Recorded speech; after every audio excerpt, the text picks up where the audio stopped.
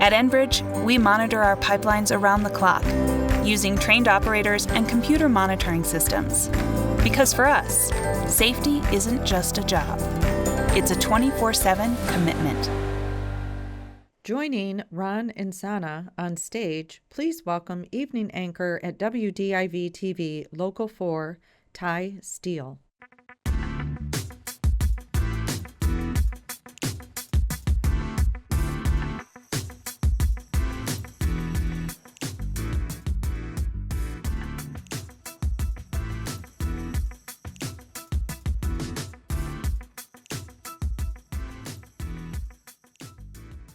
Great speakers today. Thank you so much for having me. Let's hear it again for Ron. That was fantastic. So yes, we've got some amazing speakers, but I wish we had better news, right? Such sobering news today, but that's what we're here to talk about. We're here to unpack it with Ron. So you've described the economy as everything, all at once, everywhere. When it comes to a term like that, we're all just left in that place of uncertainty, wondering if it's going to get worse, hoping that it's going to get better. What are the chances that it's going to get better and we're going to rise from this uncertainty stronger, as Warren Buffett was saying? I mean, the president's used the expression golden age, which I've definitely backed away from. I think gilded age is more appropriate. You see oligarchs who are making, Elon Musk is going to be a trillionaire this year, right? And so, and then you have folks struggling at the bottom end of the income distribution. And so I think that income gap and that income inequality is problematic. For, I think, the economy to grow in a meaningful way that it's a shared prosperity that looks, let's say, more like the 90s than any other period is going to be a heavy lift. Because you do have policies that are fighting growth, right? The Federal Reserve's kind of stuck. They can't really cut interest rates with inflation above target. The policy mix that we have, and again, this is analysis, not personal preference, the policy mix we happen to have from this administration where we're cutting off opportunity sets like alternative energies. We've seen some move to, and even the bridge issue, soon to be named the Trump-Gordie Howe Bridge, as I understand it. Even that issue, where you're interrupting commerce and doing things that hold the economy back doesn't suggest that you're going to take off on a growth trajectory that's going to be, above normal with inflation coming down and everybody sharing, not quite equally, but in a more equal fashion than they currently are. So again, I think this year is a muddle through. It's hard to see the economy growing more than a couple percent. And I think the risk of that kind of stagflationary environment where we get weaker with inflation getting stronger, again, not the 70s, but some small version of that appears to be the most likely scenario, for me anyway, this year. In a K-shaped economy like we have, where there's the top 10% are doing 50% of the spending because they're doing fine, everybody else is in that gnawing pain, as you described. How does technology like AI help us get out of that? Or do you think AI will send us back even further? Look, I mean, again, some people will do really well, right? I mean, and we've seen that already. There are 100 AI companies, private companies, worth $100 million, and there are 500 of them that are worth $1 billion. So there are people making a lot of money. There are small businesses that are leveraging these technologies. When you talk to some of the experts in AI, they talk about the agentic AI, or the ability to use these agents where an individual can create a business with almost no employees and become profitable, right? But that also takes, a fair amount of diligence on the part of the person who's starting that business to understand all the tools that are available, understanding things like vibe coding, how to create your own minimum viable product, and how to go out and raise the money. It's one thing, there's this really kind of Panglossian view, and I've had this conversation with a couple of AI folks where you can be the CEO of 100 different companies. Now that assumes you're conversant in 100 different verticals, right? By using all these different agents, you have enough agents to make up for, having 0 employees, and so you could become quite wealthy doing something like that. But I think that's, that's a unicorn of a different kind. And so, yes, AI is going to make us more efficient, more productive. It will come at a cost to certain sectors and to certain jobs. But again, like I say, in prior experiences, we never knew which jobs would be created on the other side of this. So this is an unfolding process that's going to take years. I mean, if you go back to the internet days, right, we made the same argument about, job loss. We didn't know what jobs were going to be created out of it. We didn't know social media was coming. We didn't know streaming was coming.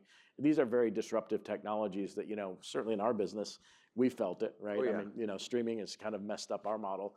If you grew up in cable as I did, from its earliest days, the linear world is in decline and the streaming world is ascendant. And that's changed the economic models, that's changed compensation, that's changed the number of jobs available. And so it's hard to really pinpoint who does well where, but we do know it's going to be disruptive, and we do know it'll destroy some jobs and it will create others. What would you say are the strongest indicators that we're on solid footing? I wouldn't say that we are. I mean, and I don't mean to be universally negative. This is as cautious as I've been in quite a number of years, right? And I'm not. It's not usually my default position. I just think, again, when you look at the policy mix at the moment, it's not conducive to accelerating growth. We're kind of stuck. The tariffs are not going away anytime soon, even though they've been overturned by the Supreme Court. The administration has other tariff powers at its disposal to keep those in place. The fact that we've abandoned an all the above energy policy means that there's a whole set of opportunities that have just gone and are kind of laid waste. There were wind farm in Boston, although it's been reinstituted. There was whatever it was, $1 billion investment that the president said was no longer viable and didn't want to have it happen. That those are stranded jobs, right? That's stranded energy capacity. And again, kind of turning the EV market on its head certainly doesn't help communities here. And when China is so incredibly dominant in that space, we should be keeping pace with them on EVs. We should be keeping pace with them on solars. They are the cheapest provider of solar power in the world, selling it to Canada, to our neighbor up north, right? And so the policy mix, I wish would be more conducive to growth. I think it's more conducive to confusion than it is to being able to make longer-term business decisions with a great degree of confidence. The word confusion, I think, comes to mind when you're talking about the economy these days, because we're in that uncertain phase. And when you listen to the president speak, the economy's never been better. And to some degree, well, it has been. Right. To some degree, there's aspects of what he's talking about that are true. You look at the Dow Jones, right? You look at the housing market. Housing values are still high.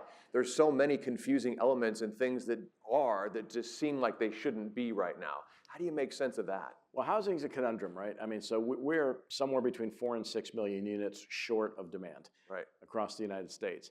And because of the pandemic and the pandemic response and that period in which we had ultra low interest rates, you have this lock-in effect where baby boomers are reluctant to leave their homes because they have 3% mortgages.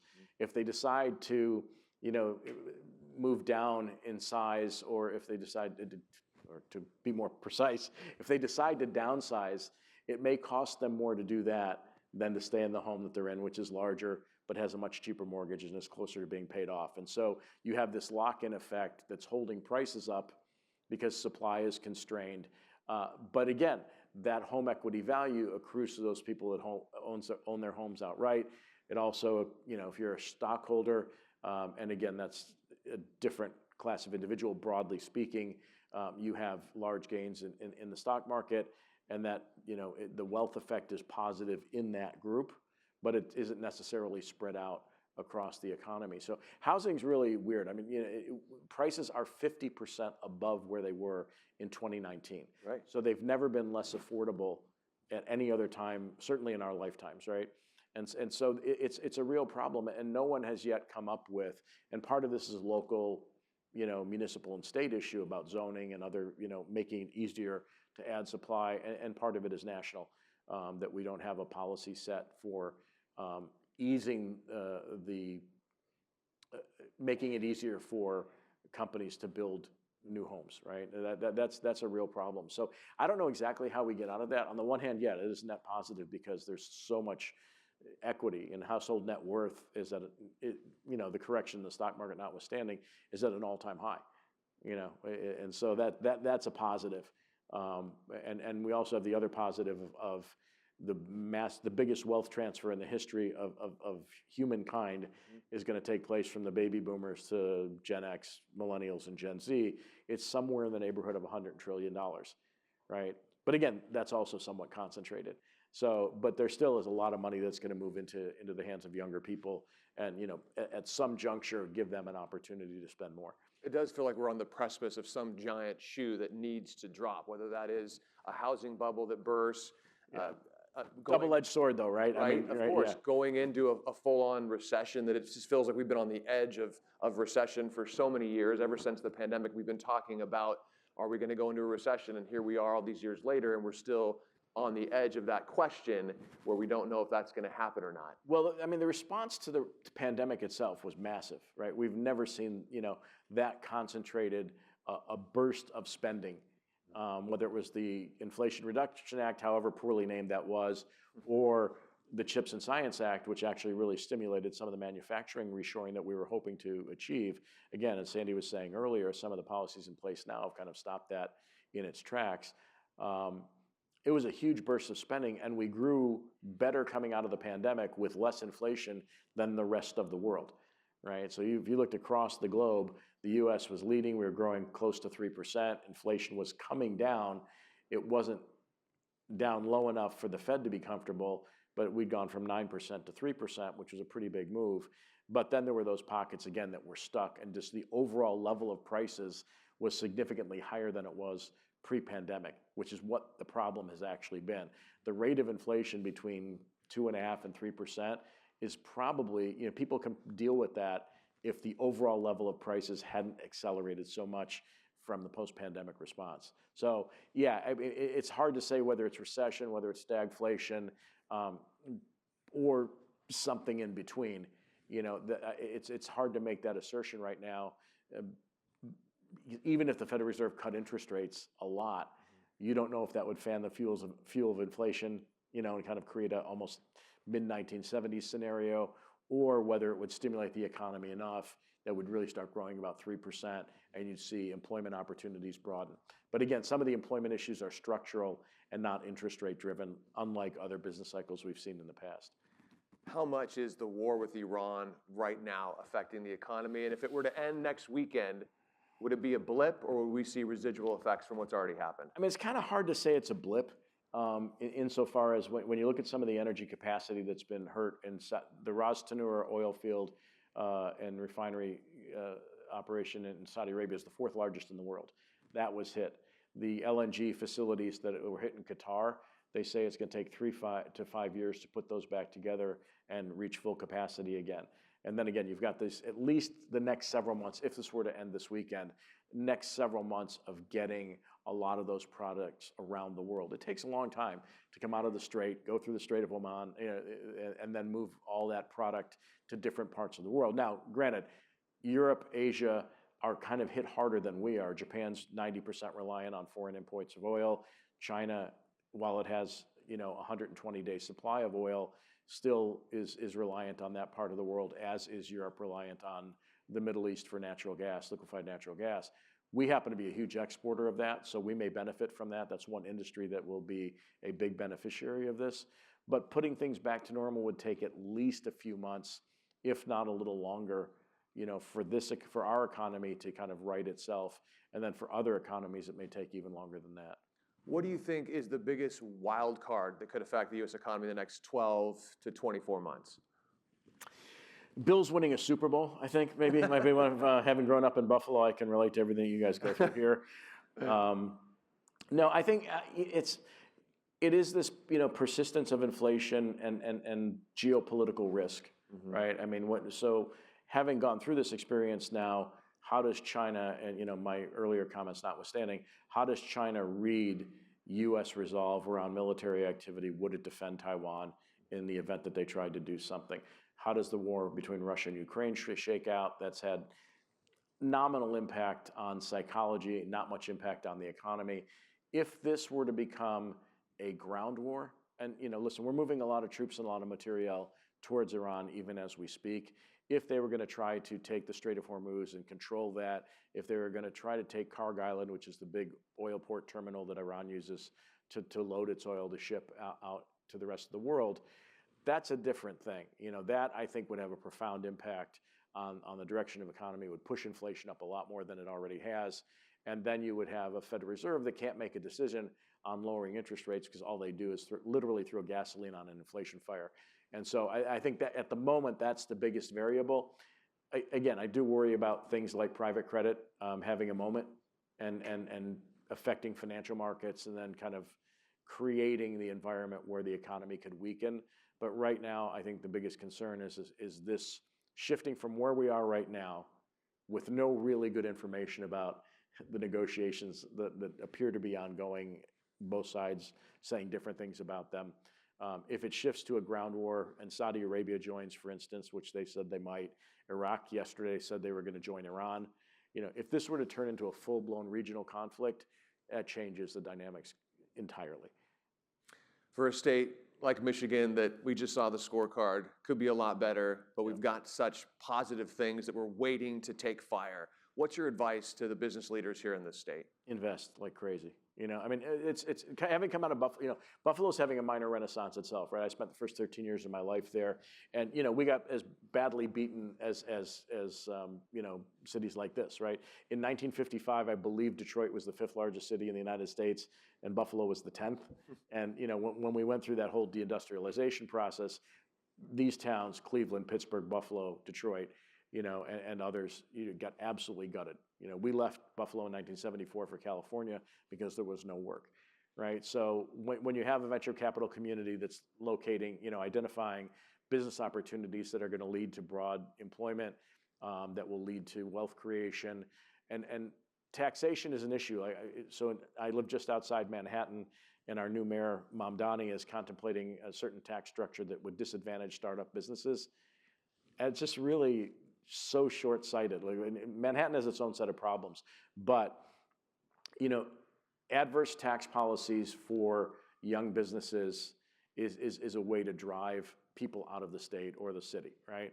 So I think tax policy has to be friendly. The venture capital community has to, identify those industries that are going to provide, productivity and efficiency enhancing tools, but also add to the labor pool, right? I mean, when the labor participation rate is as low as it is here, you want jobs, you don't just want tools, right? You need, and so it may be that it's going to be higher skilled jobs, but that means they're also higher paying, right? So I think those are the two things that are really important in building out an economy and we've seen this, right? I mean, you've seen people leave California, you've seen people leave New York and go to places like Florida and Texas because of the tax structure. And listen, obviously, and I was saying this to another audience yesterday, when you live in the Northeast and you hit a certain age, you're gone, right? It has nothing to do with the tax rate. You're cold and you want to go to Florida. I don't, but that's part and parcel of what's going on. So it's not entirely tax driven, right, but I think you really need business friendly policies to make the economy hum. And to the everyday Michiganders out there that are in this gnawing pain phase, we don't know what's happening next, and we're just wondering, what the companies are going to do. Is there going to be jobs for my kids coming out of college? Is AI going to take their jobs? What's your advice to just the everyday Michigander who's wondering, should I stay in Michigan or should I flee to one of these states where things are growing and I can find a better job? I'm not going to say that in front of a Detroit audience. One great way to get booed off stage. No, listen, I think if you're talking about your kids, one of the things that we keep hearing now from the AI community is that soft skills are increasingly important. So if you are customer facing, and it's soft skills in trades, right? AI is not going to replace electricians. It's not going to replace plumbers. We've talked about this for decades, right? Upping the ante on, trade schools, on vocational work, on things that have to be done, with your hands that also, by the way, pay a lot of money. Now, granted, a job like trucking may be called into question because we're going autonomous with respect to vehicles. Right. And so that may not be the $120,000 a year job it used to be. But there are a lot of fundamental things, construction, that AI is just never going to be able to replace, certainly not in the near term.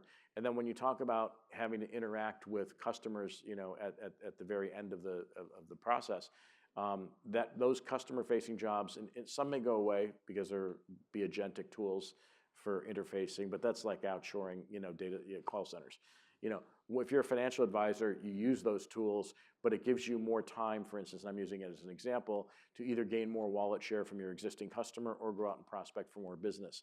So, a liberal arts education is now what people in the AI community are talking about. How do you interact with individuals? How do you grow your business? How do you use the tools that are being developed to make you a better salesperson, a better person who's on the front line, better person who's starting a business and selling a product. It's that kind of broad and deep understanding and having social skills that's going to be where a premium is going to be placed going forward. So that you're not just sitting behind a computer all day, creating tools and not interacting with anybody, which in and of itself has become a bit of a problem. And your point about we all thought that we needed to teach our kids coding, and now we're realizing, AI is going to do the coding, so now what next? But the social aspect is so important and I think underrated. Yeah, absolutely. All right, Ron, Insana, it's been a pleasure. Thank you so much for giving us. We still play for the same team to a certain extent on the NBC side, even though they've separated us a little bit, right? Yes, the divorce that made no sense, but here we are. Yeah, one of the only ones, I guess, yeah. Let's hear it for Ron Insana. Thanks so much for your time.